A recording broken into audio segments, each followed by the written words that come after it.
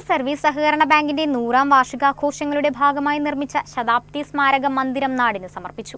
പ്രതിപക്ഷ നേതാവ് പിണറായി വിജയൻ മന്ദിരത്തിന്റെ ഉദ്ഘാടനം നിർവഹിച്ചു. തിരുനെല്ലൂർ സർവീസ് സഹകരണ ബാങ്കിന്റെ ശതാബ്ദി മന്ദിരം ഉദ്ഘാടനം ചെയ്തു. ബാങ്ക് അങ്കണത്തിൽ നടന്ന ചടങ്ങിൽ പ്രതിപക്ഷ നേതാവ് പിണറായി വിജയൻ മന്ദിരത്തിന്റെ ഉദ്ഘാടനം നിർവഹിച്ചു.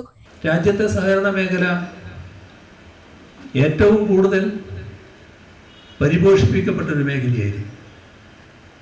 ഇന്ത്യയുടെ ആദ്യത്തെ പ്രധാനമന്ത്രി പണ്ഡിറ്റ് ജവഹർലാൽ നെഹ്റുവിൻ്റെ നേതൃത്വത്തിൽ അധികാരത്തിൽ വന്ന ഗവൺമെൻറ് തുടക്കം കുറിച്ചതു മുതൽ ദീർഘകാലം രാജ്യത്തെ പൊതുമേഖലാ സ്ഥാപനങ്ങളും സഹകരണ സ്ഥാപനങ്ങളും വലിയ തോതിലുള്ള പരിലാളനയും പിന്തുണയും ഏറ്റുവാങ്ങിയിരുന്നു.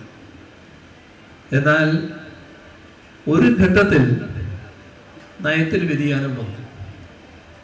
ആ വ്യതിയാനം സഹകരണ മേഖലയെ വല്ലാതെ പ്രതികൂലമായി ബാധിച്ചു. അത് ആഗോളവൽക്കരണ നയത്തിൻ്റെ ഭാഗമായി സംഭവിച്ചതായിരുന്നു. സൂക്ഷ്മം പരിശോധിച്ചാൽ കാണാൻ കഴിയും, അതുവരെ ഉണ്ടായ എല്ലാ കമ്മീഷനുകളും അവയുടെ റിപ്പോർട്ടുകളും സഹകരണ മേഖലയ്ക്ക് വലിയ പിന്തുണ നൽകുന്നതായിരുന്നു. പക്ഷേ അതിന് ശേഷം വന്ന കമ്മീഷനുകളും അവയുടെ റിപ്പോർട്ടുകളും എല്ലാം സഹകരണ മേഖലയ്ക്കെതിരായിരുന്നു. കേരളത്തിനൊരു പ്രത്യേകതയുണ്ട്. കേരളത്തിലെ സഹകാരികൾ നല്ലതുപോലെ രാഷ്ട്രീയം കൈകാര്യം ചെയ്യുന്നവരാണ്. രാഷ്ട്രീയമായ ചേരിതിരിവ് അവർ തമ്മിലുണ്ടാകും. പക്ഷേ സഹകരണ മേഖലാ പ്രശ്നങ്ങളിൽ കേരളത്തിലെ സഹകാരികൾ ഒറ്റക്കെട്ടായാണ് നിൽക്കുക. കേരളത്തിൽ അധികാരത്തിൽ വന്ന ഗവൺമെൻറ്റുകൾ മാറി മാറിയാണല്ലോ അധികാരത്തിൽ വന്നിരുന്നത്. കഴിഞ്ഞ 10 വർഷമാണല്ലോ ഒരു തുടർച്ച എന്ന നിലക്ക് ഉണ്ടായത്. അതുവരെയുള്ളതെല്ലാം മാറി മാറി വരികയായിരുന്നു.